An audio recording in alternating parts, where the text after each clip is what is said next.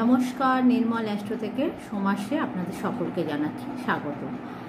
এর আগের ভিডিওতে আমি আলোচনা করেছিলাম যে বিবাহ আপনারা কোন দিকে দেবেন ছেলে মেয়েদের, এবং আপনারা কি করে বুঝবেন যে কাছে হবে না দূরে হবে, এই বিষয় নিয়ে আজকে আলোচনা করব। এবং কোন রাশির সাথে আপনারা বিবাহ দিতে পারবেন সেই বিষয়টা নিয়েও আজকে আমি আলোচনা করব।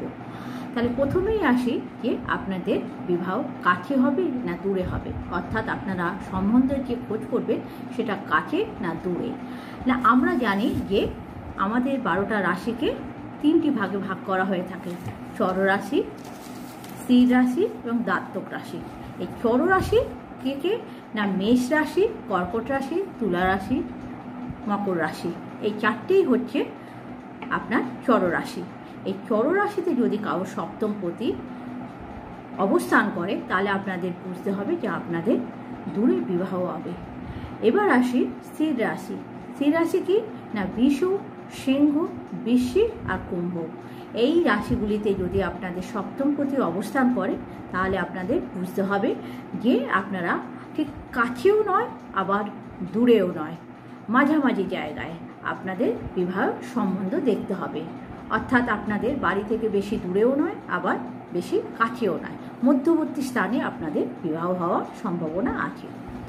যদি কারোর রাশি যদি দাত্তক রাশিতে অবস্থান করে সপ্তম পতি, যেমন ধরুন দাত্তক রাশি কোনগুলো না মিথুন রাশি, কন্যা রাশি, ধনু রাশি, মীন রাশি, এই রাশিগুলিতে যদি আপনাদের সপ্তম পতি অবস্থান করে তাহলে আপনাদের বিবাহ কিন্তু খুব কাছে হবে।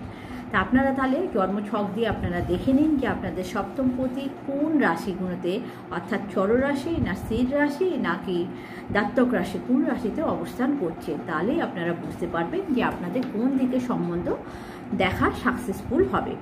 এবার আসি আমি কোন কোন রাশির সঙ্গে কোন কোন রাশির বিবাহ দেওয়া সম্ভব হবে।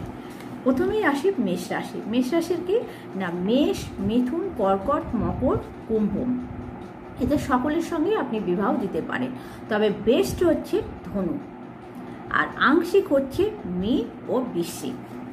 এবার আপনারা বুঝে নেবেন যে কার সঙ্গে আপনাদের বিবাহ দিলে সম্বন্ধ ভালো হবে। এবার আসি বৃষ রাশি। বৃষ রাশির কি না বৃষ রাশি, কর্কট রাশি, সিংহ রাশি, বৃশ্চিক রাশি, কুম্ভ রাশি, এইগুলোতেই আপনারা বিবাহ দিতে পারেন, তবে বেস্ট হচ্ছে মকর রাশি, আংশিক হচ্ছে মেষ এবং তুলা। এবার আসি মিথুন রাশি। মিথুন রাশির কি না মিথুন রাশি, সিংহ রাশি, কর্কট রাশি, মীন রাশি ও মেষ রাশি, এইগুলোতে আপনারা বিবাহ দিতে পারেন। বেস্ট হবে আপনাদের কুম্ভ রাশি, কি না আংশিক হবে বৃষ ও মকর। এই গেল আমার মিথুন রাশি। কর্কট রাশির কি না কর্কট, কন্যা, তুলা, মকর এবং মেষ ও বৃষ, এই কটাতে আপনারা বিবাহ দিতে পারেন, তবে বেস্ট কিন্তু মীন, মিথুন ও ধনু হচ্ছে আংশিক। সিংহ রাশি। সিংহ রাশি কি সিংহ, তুলা, বৃষ, মিথুন ও বৃশ্চিক, এই রাশিগুলিতে আপনারা বিবাহ দিতে পারেন, তবে বেস্ট হচ্ছে মেষ এবং আংশিক হচ্ছে কর্কট ও মীন। এবার আসি কন্যা রাশি। কন্যা রাশি কি না কন্যা। কন্যা রাশি হচ্ছে কন্যা, বৃশ্চিক, ধনু, মীন, মিথুন ও কর্কট, এই রাশিগুলোতে আপনারা বিবাহ দিতে পারেন, তবে বেস্ট হচ্ছে বৃষ আর আংশিক হচ্ছে সিংহ ও কুম্ভ রাশি। এই গেল আমার কন্যা রাশির। এবার আসি তুলা রাশি। তুলা রাশির কি না তুলা, ধনু, মকর, কর্কট ও সিংহ রাশি, এইগুলোতে আপনারা বিবাহ দিতে পারেন, তবে বেস্ট হচ্ছে মিথুন, কন্যা আর বৃষ হচ্ছে আংশিক।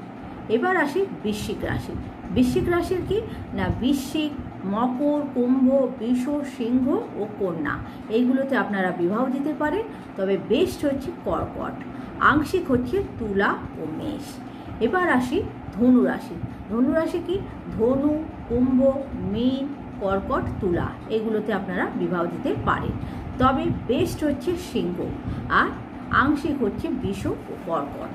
মকর। মকর রাশি কি না মকর, মীন, কর্কট, তুলা ও বৃষ, এইগুলোতে আপনারা বিবাহ দিতে পারেন, তবে বেস্ট হচ্ছে কন্যা আর আংশিক হচ্ছে ধনু ও মিথুন। এবার আসে কুম্ভ রাশি। কুম্ভ, মেষ, বৃষ, বৃশ্চিক ও ধনু, এইগুলোতে আপনারা বিবাহ দিতে পারেন, তবে তুলা হচ্ছে সবচেয়ে বেস্ট আর মকর আর কন্যা হচ্ছে আংশিক। এবার আসি মীন রাশি। মীন রাশির কি?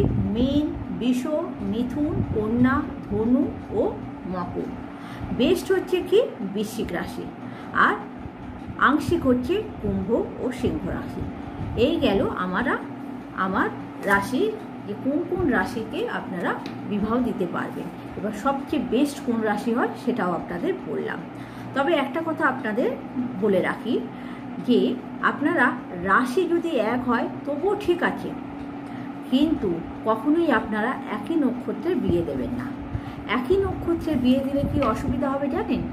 গঠুরে যখন নক্ষত্ররা পাশ করবে তখন দুজনের টেম্পারমেন্ট একই হবে, বা দুজনেরই একই সমস্যা দেখা দিতে পারে। তখন কে কাকে সামলাবে? একটা জিনিসকে সামলাতে গেলে আরেকজনের ভালো থাকা দরকার, অন্যজনের পরিস্থিতি যদি খারাপও হয় আরেকজন সেটাকে সামাল দিয়ে নিতে পারবে। সেই জন্য আপনারা বিবাহ কখনোই একই নক্ষত্রে বিয়ে দেবেন না। এইভাবে আপনারা বুঝে নিন যে কাছে হবে না দূরে হবে, না কোন কোন রাশির সঙ্গে দেয়া যাবে। এবং আমার আগের ভিডিওতে বলা হয়েছে যে কোন দিকে আপনারা সম্বন্ধ খুঁজবে, এই বিষয়গুলো আপনাদের বলে দিলাম। আপনারা একটু মিলিয়ে দেখে নেবেন এবং নিজেদের জাতক বা জাতিকাদের যে বিবাহ হচ্ছে বা বিবাহের জন্য আপনারা চিন্তাভাবনা করছেন, তারা এইভাবে এগিয়ে যেতে পারবেন।